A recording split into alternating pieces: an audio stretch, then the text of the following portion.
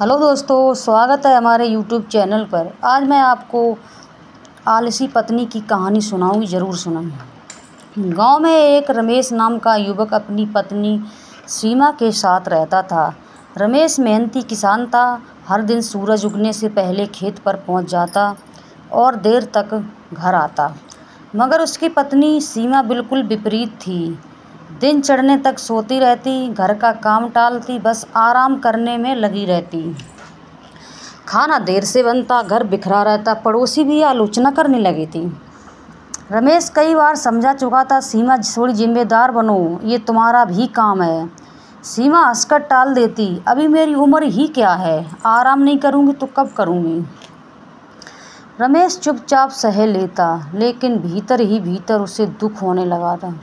धीरे धीरे रमेश का स्वास्थ्य भी गिरने लगा, क्योंकि उसे घर और खेत दोनों संभालने पड़ते थे। एक दिन गांव में एक कथा का आयोजन हुआ। उसमें एक संत आए। उन्होंने एक कहानी सुनाई। एक महिला को भगवान ने बहुत अच्छे अवसर दिए, सुंदर घर, अच्छा पति, समय और साधन, मगर उसने अपने आलस में गंवा दिए। जब समय बीत गया, उसका शरीर कमज़ोर हुआ, तब उसे समझ आया कि अपने जीवन के कीमती पल यूं ही गंवा दिए। सीमा भी वही कथा सुन रही थी। उसने कहानी में जैसे उसे खुद की परछाई दिखी।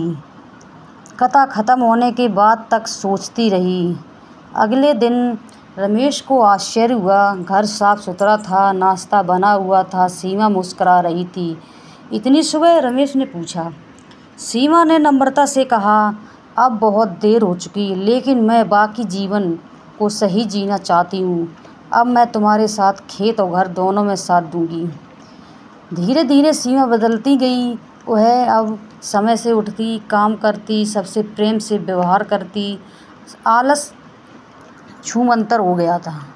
गांव वालों की भी राय बदलने लगी। वे कहते, सीमा एक अच्छी गृहिणी बन गई है। रमेश की आंखों में आंसू थे, खुशी के आंसू थे। उसने सीमा से कहा, तुम्हारे बदले हुए रूप ने मुझे फिर से जीने की ताकत दी है।